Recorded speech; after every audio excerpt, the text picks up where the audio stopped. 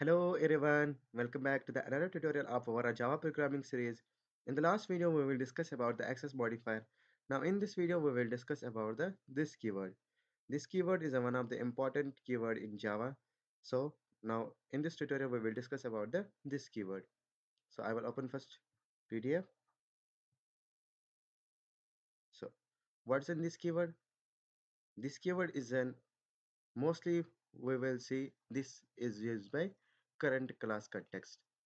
But this will be also uses like here are the usage of this keyword. We will discuss about one by one. Now first, there can be a lot of usage of this keyword in Java. This is a reference variable that refers to the current object. This is a reference variable. Usage of this keyword, here will be a usage like this can be used to refer current class instant variable.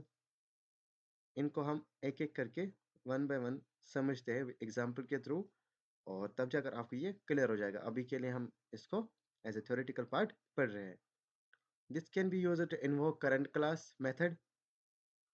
This can be used to invoke a current class constructor. This can be passed as an argument in the method call. This can be passed as an argument in the constructor call. This can be used to return the current class instant from that method. From the method. So ये इसके प्रकार है कि जहां जहां आप this keyword का use कर सकते हो. अब हम देखेंगे फर्स्ट टाइप है कहां पर हम दिस कीवर्ड का यूज करते हैं. Move on the next slide. This can be used in refers to current class variable. इसके लिए भी हम यूज करते हैं, ये समझते हैं हम, जैसे कि if parameter or we can say as a formal argument and instant variable are same, so we are using this keyword to distinguish local variable and instant variable.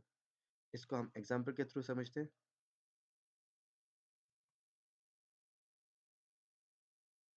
I will open notepad. यहाँ पर हम example create करते हैं. Public class ए नाम से मैंने बनाया class. यहाँ पर हमने कुछ वेरिएबल बनाए. पब्लिक इंट आईडी और पब्लिक स्ट्रिंग नेम, और यहाँ पर हम बनाएंगे प्राइवेट स्ट्रिंग एड्रेस. इनको हम सबको प्राइवेट बनाएंगे. आई होप आपको इनके बारे में पता हो कि हम प्राइवेट पब्लिक क्यों यूज़ करते हैं. ये हमारे एक्सेस मॉडिफायर है, लास्ट वीडियो में मैंने डिस्कस किया हुआ है. अगर आपको इनमें दिक्कत है कि हम क्यों लगाते हैं आगे, तो आप प्लीज़ चेकआउट कर दीजिए वो वीडियो. मैं उसकी पिन यहाँ पर दूंगा, ऊपर मिलेगा आई बटन, उस पर क्लिक करके उस वीडियो को देख लेना. फिर जाकर आपको ये समझ अच्छे से आ जाएगा कि हम private public in excess modifier का यूज़ क्यों करते हैं. मैंने पिछले वाले वीडियो में समझाया हुआ है. सो आई होप आपको वो पहले देख के आना चाहिए. अगर आपको ये नहीं आता है, ये प्राइवेट यूज़ करते हैं, पब्लिक क्यों यूज़ करते हैं, मैंने वहाँ पर कवर किया हुआ है. So move on. अब हम क्या करेंगे, इसका एक कंस्ट्रक्टर बनाते हैं, और इसमें हम इसको पैरामीटराइज कंस्ट्रक्टर बनाते हैं, जिसमें मैंने इंट आईडी और नेम स्ट्रिंग नेम और स्ट्रिंग एड्रेस, ऐसे मैंने फॉर्मर और एक्चुअल आर्ग्यूमेंट जो है हमारे पास है वो सेम है. जहाँ पर हमारे इस आईडी में भी दिस है, इसमें भी दिस है, जो आ रहा है वो भी दिस है. ये एक्चुअल है, ये फॉर्मल है. These are the formal argument, these are the actual argument. But अगर मैं यहाँ पर ऐसे करूँ आईडी इक्वल्स आईडी, क्या कुछ प्रिंट होगा? देखते अभी चेक करते हैं. और यहाँ नेम में इक्वल्स नेम. अब यहाँ पर कंफ्यूज हो जाएगा कंपाइलर, कौन सा नेम किस में जा रहा है, कौन सी आईडी किस में जा रही है. उस हिसाब से इसको यहाँ पर डिफ्रेंशिएट करने के लिए हमें क्या करना पड़ेगा, या डिस्टिंग्विश करने के लिए, डिफ्रेंशिएट करने के लिए हमें पता होना चाहिए इस क्लास का नेम वेरिएबल कौन है और जो आ रहा है वो कौन सा है। तो उसको डिफरेंशिएट करने के लिए हमें दिस कीवर्ड का यूज करना पड़ता है। जैसे यहाँ पर मैं दिस यूज करूँ और यहाँ पर एड्रेस मैंने दिया इक्वल्स टू एड्रेस। अगर मैंने अभी तक इतना लिखा, अगर हम इसको शो करवाना चाहें तो यहाँ पर खाली जो नेम में डेटा होगा वो प्रिंट होगा, अदरवाइज दोनों में जीरो और नल आएगा। आपको दिखाता हूँ मैं सिस्टम, और यहाँ पर एक मेथड बनाते हैं हम void शो डेटा नाम से मैंने मेथड बनाया, और इसमें हमने क्या करना है, प्रिंट कराना है इनको system dot out dot print print L N, और यहाँ पर मैंने क्या कराना है, प्रिंट कराएंगे आईडी और डी करके अभी के लिए नेम और एड्रेस। मैसेज मैंने कुछ नहीं दिया, बस मैंने नॉर्मली इनको प्रिंट करा। अभी हम इसको सेव कर लेते हैं। इसको हम सेव किस नाम से करेंगे, ए नाम से कर लेते हैं, ए डॉट जावा। अब हम इसका मेन मेथड बना देते हैं पब्लिक क्लास में, और यहाँ पर हम क्या करते हैं, इसके अंदर इसका ऑब्जेक्ट बनाते हैं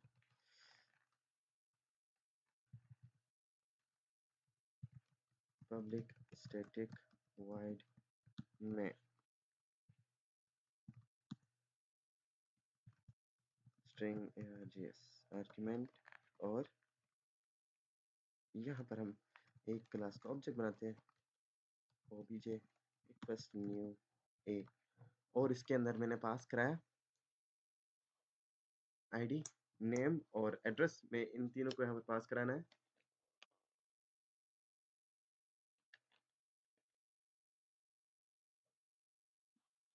यहाँ पर हम क्या कराएंगे, आईडी जैसे कि मैंने 101, और नेम नेम मैंने, और इसके अंदर मैंने पास कराया एड्रेस,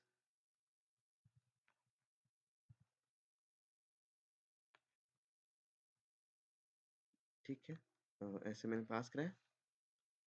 तो अब हम जब इस शो मेथड को कॉल कराएंगे ए obj डॉट शो डेटा,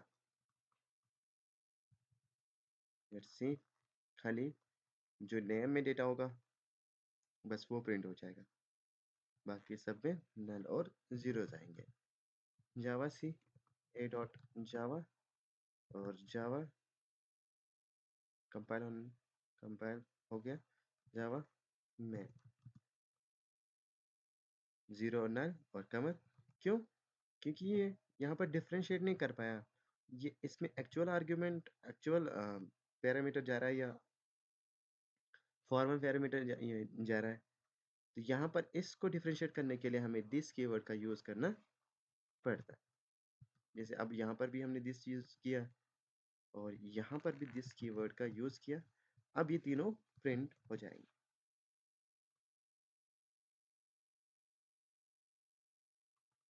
ये आपके पास प्रिंट होकर आगे। तो ये तो था फर्स्ट, चलो बैक आते हैं, पीडीएफ पे वापस आ जाते हैं। अब हम दूसरे वाले को डिस्कस करते हैं। This can be used to invoke current class method. इसका मतलब क्या हुआ, you may invoke method of the current class by using this keyword. If you don't use this keyword, compiler automatically add this keyword while invoking the method. इसका मतलब क्या हुआ, जैसे कि आप क्या कर सकते हो, you may be invoke the method of current class by using this keyword. अगर आपके पास मेथड है, जैसे कि एग्जांपल के through, if don't use this keyword, अगर आप this keyword यूज नहीं करोगे, कंपाइल वो ऑटोमेटिकली ऐड करता है this keyword while invoking the method। जैसे कि यहाँ पर आप बैक आओ, यहाँ पर हमारे पास ये मेथड है।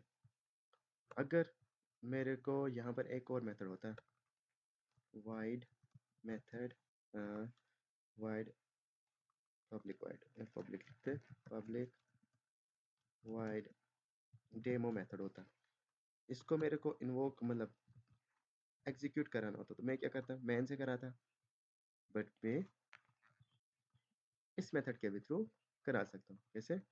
ऐसे डेमो नाम से इसको करा सकता हूँ। अगर मैं ऐसे भी चलाऊँ तो चलेगा, बट मैं यहाँ पर दिस कीवर्ड का यूज़ करूँगा तो ये इस मेथड को पहचान लेगा। यहाँ पर हम करेंगे system dot out dot print, और यहाँ पर हम इसको क्या करेंगे, this is N demo method. ऐसे अब हमें इसको मैन से कंपाइल करने की ज़रूरत नहीं पड़ी और कॉल कराने की भी ज़रूरत नहीं पड़ी। और यहाँ पर क्या हुआ, can not find. Okay, this keyword यहाँ पर हमने यूज़ किया और यहाँ पर हमने ये मेथड बना दिया। ओके, तो यहाँ पर तो ये चलना चाहिए। वाइड करके हमने ऊपर वाले इस वाले मेथड के थ्रू यहाँ पर आए। What is happen, demo, okay, demo हमने DO लिखा था, तो ये कंपाइल हो गया और ये एक्सिक्यूट भी हो गया। This is N demo method. और अगर मैं यहाँ पर ये दिस कीवर्ड का यूज़ ना करूँ,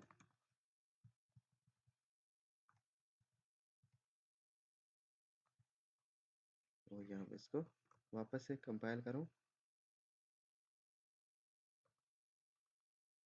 this is N demo method, फिर भी चलेगा। ठीक है, बट अगर आप यहाँ पर यूज़ ना करो तो कंपाइलर ऑटोमेटिकली यूज़ करता है। बट अच्छी हैबिट है कि आप इसको बता रहे हो कि नहीं, इसी वाले में ये मेथड यहाँ से इसी क्लास के अंदर ये कॉल हो रहा है, डिफ्रेंशिएट करवाया आपने इसको, डेमो को। This is N demo method in inside that class you will be execute. आपने किसको कॉल कराया नीचे से, शो मेथड को। शो मेथड ने किसको कॉल कराया, इसमें एक और डेमो मेथड था, उसको मेथड को कॉल कराया। इसको हम बोलते हैं, this can be used to invoke current class method। इसी काम आता है this keyword। और now move on to the next। this is invoke this method to invoke current class constructor। this किस काम आता है, current class के constructor को भी ये कॉल कर सकता है। this constructor call can be used to invoke the current class constructor। it is used to reuse the constructor, in other words it's used for constructor chaining। मतलब आप एक कंस्ट्रक्टर से दूसरे कंस्ट्रक्टर को कॉल करा सकते हो। जैसे कि हम यहाँ पर देखते हैं इसको, देखा हो, अभी के लिए हमारे पास कंस्ट्रक्टर है जिसके अंदर हमारे पास ये है आईडी, नेम है और ये है। अगर मैं यहाँ पर डिफॉल्ट कंस्ट्रक्टर बनाऊँ, डिफॉल्ट कंस्ट्रक्टर बना, इसमें कोई डेटा है नहीं। अब इसको मैं कॉल कराऊँ यहाँ से, दिस,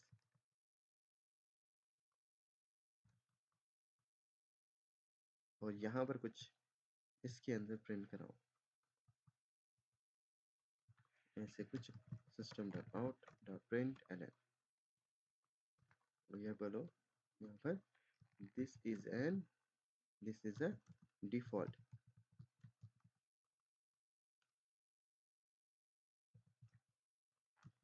default constructor। ठीक है, ऐसे ही इन्वोक होना चाहिए। मैंने क्या कर दिया, जो हमारे पैरामीटराइज कंस्ट्रक्टर है वो नीचे से कॉल हो रहा है, उसमें से मैंने किसको कॉल कराया, इस वाले कंस्ट्रक्टर को कॉल कराया। कौन से वाले को, जो हमारे पास डिफॉल्ट कंस्ट्रक्टर है। ये आपको अभी काम पता चलेगा कि कहाँ पर काम आता है। इसको एग्जीक्यूट करते हैं,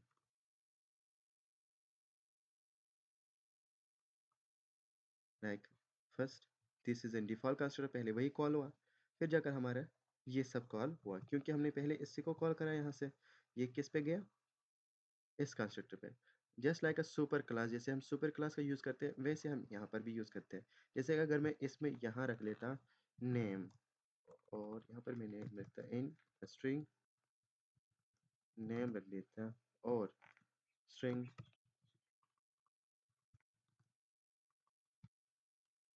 एड्रेस, ऐसे मैंने दो डेटा मेंबर रख दिया और यहाँ से मैं भेज रहा हूँ क्या, नेम और एड्रेस। तो यहाँ पर ये एक तरीका का सुपर कीवर्ड की तरह काम कर रहा है। जैसे कि अगर मैं इसमें डालना चाहूँ दिस डॉट नेम के अंदर नेम डाल दिया मैंने और this dot address equals to address, ऐसे भी चलेगा।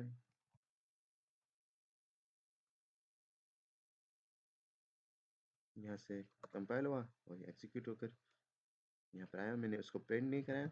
तो अगर हम इसको प्रिंट भी कराना चाहें तो हमें डिफॉल्ट कंस्ट्रक्टर को नीचे से कॉल करना पड़ेगा। जब भी कॉल होगा, जब इसमें अभी तो डेटा है नहीं, तो कॉल क्या हो, यहाँ से आप इसी कंस्ट्रक्टर को कॉल करा सकते हो, तब जाकर डेटा इसमें स्टोर होगा। अगर आपको इसको चेक करना है इसमें डेटा आ रहा है या नहीं आ रहा है, तो यहाँ पर वापस से शो मेथड को कॉल करा सकते हो।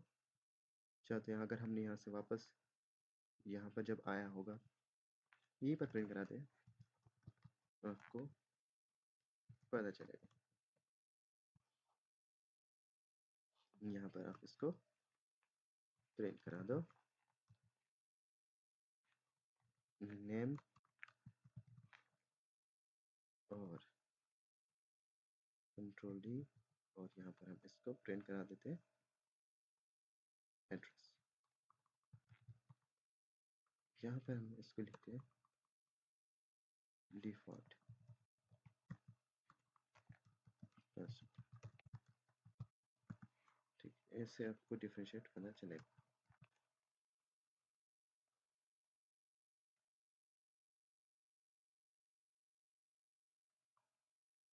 देखो, default constructor, then Qamar, then Kashmir, then 101, then as it is. आपको मैं ये जूम करके दिखाता हूँ तो आपको ये दिख जाए। देख, पहले डिफॉल्ट कंस्ट्रक्टर, फिर कमर, फिर कश्मीर, ये सब प्रिंट होकर आ गया।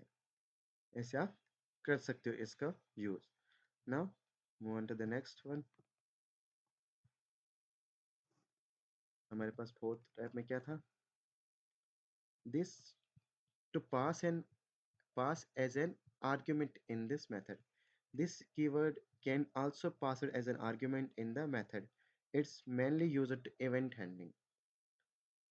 मतलब आप दिस कीवर्ड का यूज कर से मतलब उसमें आप आर्ग्यूमेंट भी पास करा सकते हो। जैसे कि आपके पास क्लास है, हमारे पास वही क्लास है, हमारे पास क्लास ए है और यहाँ पर हम इसके थ्रू आर्ग्यूमेंट भी पास करा सकते हैं। जैसे कि पास मेरे पास कोई भी ये मेथड है, शो मेथड, यहाँ से मैंने नीचे से कोई मेथड भेजा और फिर मैंने क्या कर दिया, इसमें मैंने क्या कर दिया, इसके अंदर इस डेमो के अंदर मैंने आर्ग्यूमेंट पास करा कर उस वाले कंस्ट्रक्ट मतलब उस वाले फंक्शन को जिसमें मैं ये भेज रहा हूँ, उसमें आपका उसका डेटा यूज ले सकते हो। जैसे कि अभी के लिए मेरे पास क्या है, यहाँ पर शो डेटा मेथड है। अब इसमें मेरे को वहां से नीचे से डेटा तो आ नहीं रहा है, बस शो हो रहा है। बट अगर मैंने यहाँ से इसको कॉल करा है मेथड को, ठीक है, अगर मैंने यहाँ से इस मेथड को कॉल कराया और बट इसमें मैंने क्या भेजा, इस वाले मेथड के अंदर अगर मैं ऐसे भेजूँ तो ये क्या हो जाएगा, पूरा का पूरा ऑब्जेक्ट, पूरी की क्लास का डेटा जाएगा किसके अंदर, इस वाले मेथड के अंदर, डेमो वाले मेथड के अंदर। तो यहाँ पर मेरे को इसको डिफाइन करने के लिए क्या करना पड़ेगा, इसको ए से, क्योंकि ये क्लास है, उसका ऑब्जेक्ट बनाना पड़ेगा। ए नाम से मैंने बनाया इसका ऑब्जेक्ट। अब इस ए के अंदर डेटा होगा, जैसे अभी के लिए ऐसे मैंने इसमें ए से पास कराया और इसको एक ऐसा करता हूँ, दिस लिखता हूँ यहाँ पर, आपको पता चलेगा क्योंकि हमारे पास पहले से था। तो अब मैंने क्या कर दिया, यहाँ पर डेमो वन कर दिया, डी कर दिया, डी फंक्शन कर दिया। अब यहाँ पर मैंने कुछ नहीं किया और यहाँ पर एक और मेथड बनाते हैं हम, इसको कॉपी कर लेते हैं हम,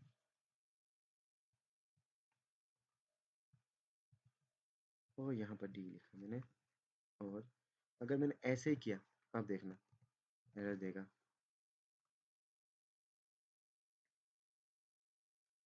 ये बोलेगा method D in class can not be applied to given type. ठीक है ना, ऐसे आपने पास तो कराया।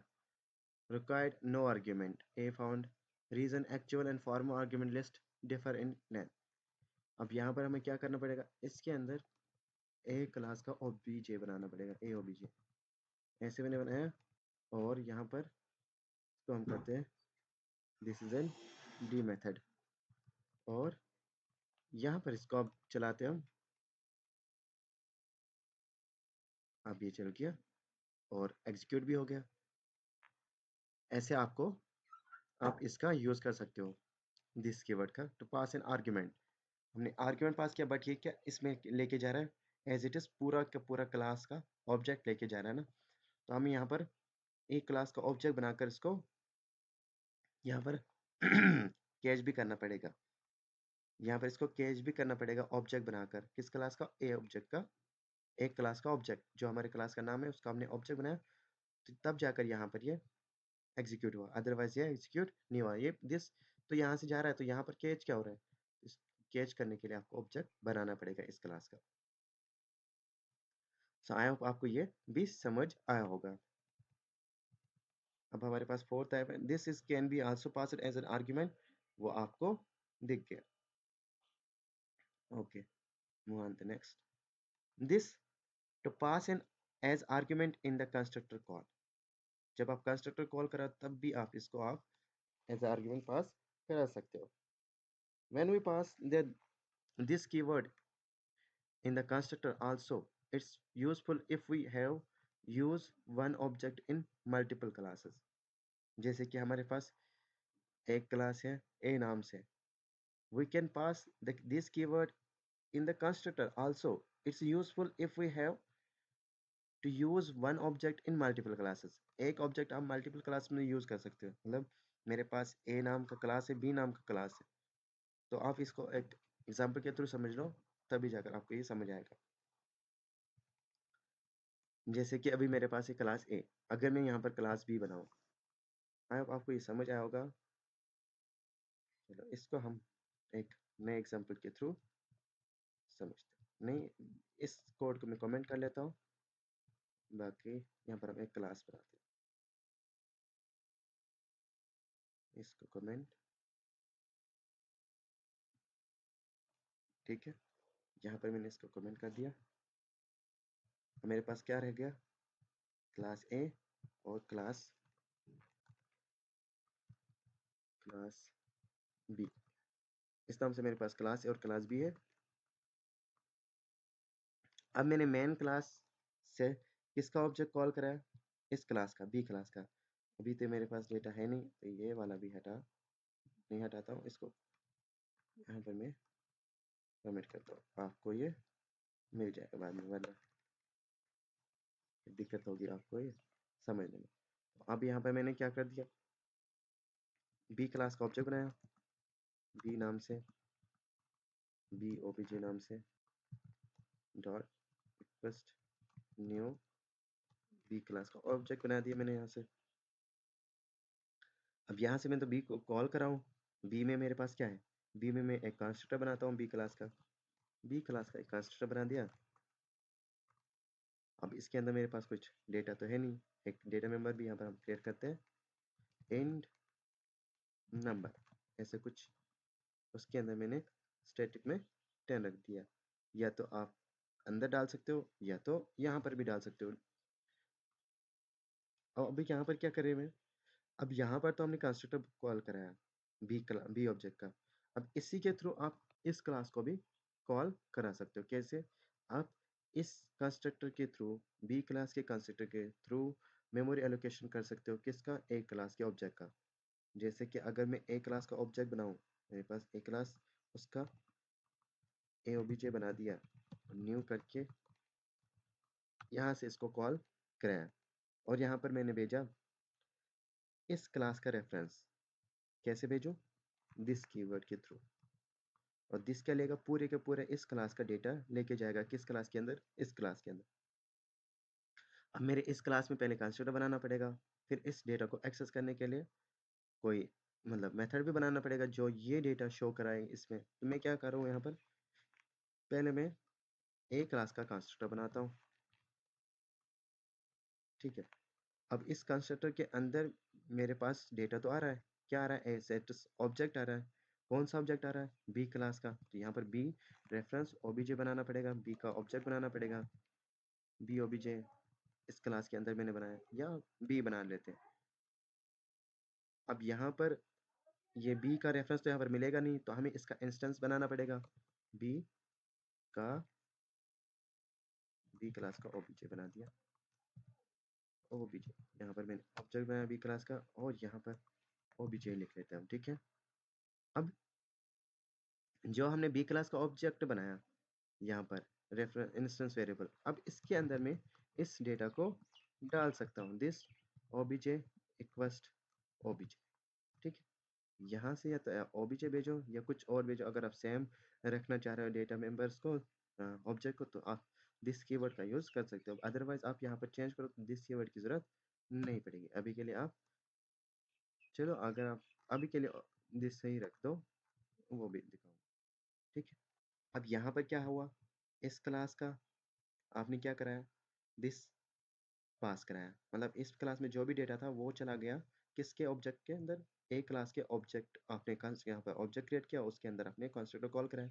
तब इस कंस्ट्रक्टर को यहाँ पर मेमोरी एलोकेशन फॉर्मूला, ये तो यहाँ से वेरिएबल आपने भेजा, आर्ग्यूमेंट भेजा, तो यहाँ पर कैच करने के लिए आपको बनाना पड़ेगा इस क्लास का ऑब्जेक्ट, क्योंकि यहाँ से ऑब्जेक्ट जा रहा है इस क्लास का। तो यहाँ पर हमने बी क्लास का इंस्टेंस बनाया, फिर उसके बाद ऑब्जेक्ट के अंदर हमने डेटा यहाँ पर डाल दिया। इस बी क्लास इंस्टेंस के अंदर जो भी डेटा आ रहा हो बी में से, तो वो इसमें हमने डाल दिया। बट अब हम इसको शो कराना पड़ेगा, तो हम क्या कराएंगे? यहाँ से, यहाँ पर हम कराएंगे शो नाम से एक मेथड बनाते हैं, ए ओबीजे डॉट शो। अब ये शो मेथड क्या करेगा? इस डेटा को शो कराएगा जो यहाँ से जा रहा है। और यहाँ पर हम क्या करेंगे? शो वाइड वाइड शो, ये मेथड बना है। और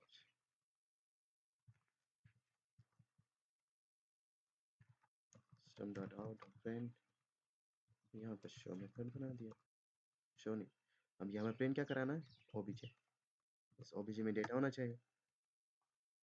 देखते हैं, अब हम इसको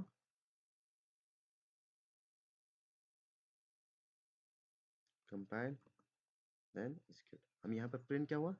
उसका रेफरेंस वेरिएबल प्रिंट हुआ। किसका? इस क्लास के ऑब्जेक्ट का रेफरेंस वेरिएबल प्रिंट हुआ। ठीक है, बट यहाँ पर आपको तो प्रिंट डेटा आ गया ओबीजे। ओके, और यहाँ पर क्या आ रहा है इसमें देखते हैं हम, यहाँ पर डेटा आ रहा है या नहीं आ रहा है? प्रिंट, और यहाँ पर हमने ओबीजे को प्रिंट कराया। ओके,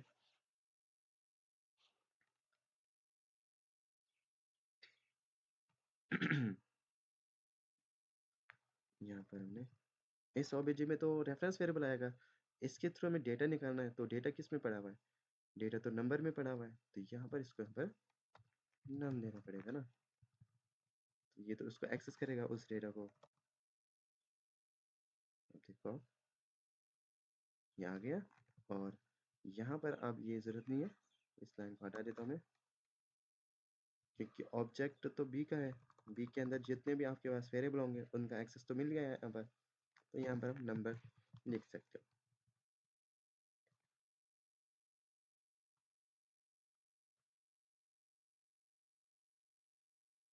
ये आपके पास डेटा आ गया।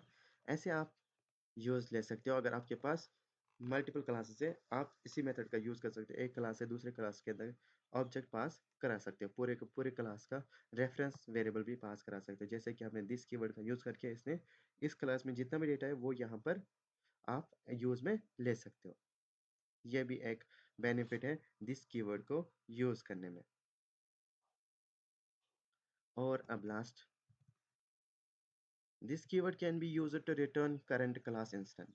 ठीक है, ये रिटर्न करता है करंट क्लास का इंस्टेंस वेरिएबल भी रिटर्न करवाता है this keyword. When can return this keyword as a statement from this method. In such cases, return type of the method must be the class type non-parameter. जैसे कि आपके पास क्या होना चाहिए?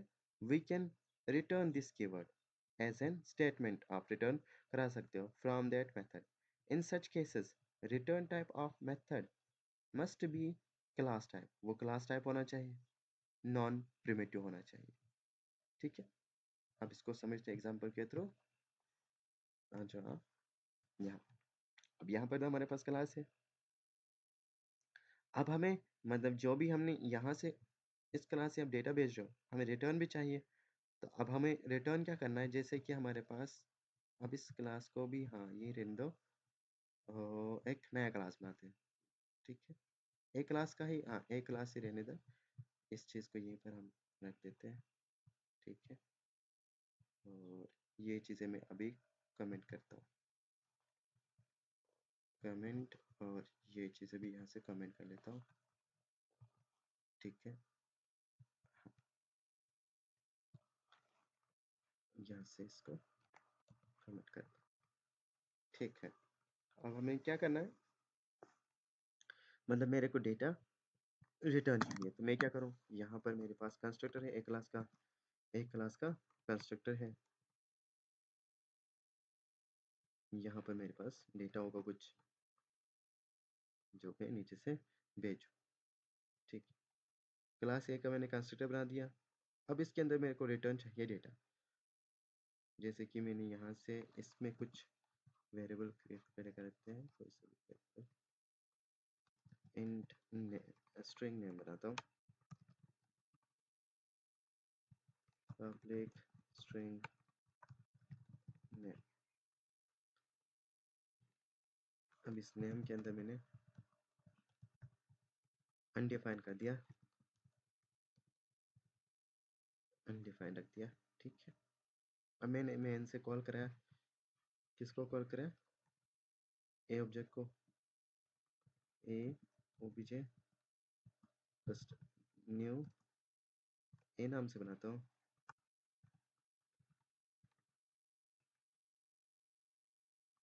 यहाँ ए नाम से बना दूँ। ठीक,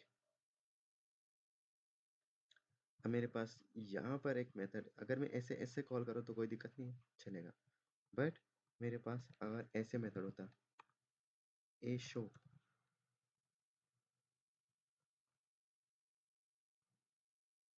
ऐसे होता, तो अब इसमें मेरे पास तो डेटा कुछ है नहीं, तो क्या करा था मैं, इस शो में मेरे पास क्या डेटा है, अगर मैं यहाँ पर प्रिंट कराऊँ system dot out dot print एलन, यहाँ लिखो this is in show method, ये यहाँ पर रिटर्न मांगेगा ना, क्योंकि हमने इसको क्लास आगे लगाया ना कि कोई वेरिएबल यहाँ पर प्रिंट, ऐसे हमने यहाँ पर क्लास लगाया। अगर मैं यहाँ पर वाइड लगा देता तब भी ये रिटर्न नहीं मांगेगा, इंट लगाऊं तब भी रिटर्न मांगेगा। बट अगर मैं यहाँ पर क्लास से डिफाइन करूँ इसको, अब रिटर्न कराऊं दिस को, तो दिस रिटर्न हो जाएगा, क्या पूरी क्लास रिटर्न हो जाएगी? ऑफ कोर्स हो जाएगी। रिटर्न कर दिया इसको। अब इस मेथड को आपको नीचे से कॉल भी कराना पड़ेगा, जैसे कि आपने ऑब्जेक्ट क्रिएट करके ए डॉट शो इसको कॉल कराया,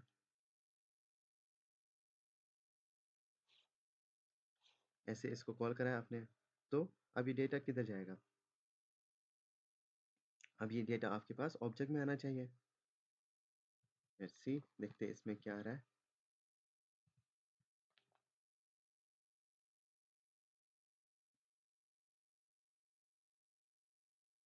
यहाँ पर आपके पास object, okay, system dot out,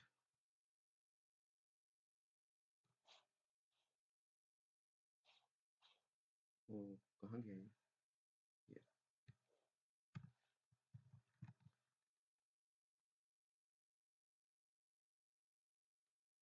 देखो this is in show method, चल गया। अब ऐसे इसको यूज में ले सकते हो। अगर आपको पूरी क्लास ही रिटर्न करवानी हो तो रिटर्न होकर कहाँ जाएगा, दिस कीवर्ड रिटर्न होकर जाएगा मेथड में। अब यहाँ पर मैंने शो मेथड को यूज में लिया हुआ है, ऐसे आप मल्टीपल मेथड का यूज कर सकते हैं। आई होप आपको दिस कीवर्ड का कंसेप्ट समझ आया होगा। That's all about the this keyword. Thank you for watching. ये मैं आपको डेटा प्रोवाइड करवाऊँगा as a PDF format, description में मिल जाएगा। प्लीज़ इस चैनल को सब्सक्राइब कर दीजिए। अपने दोस्तों के डेटा ये पढ़ाना पहुँचा दो, उनको भी पता चले।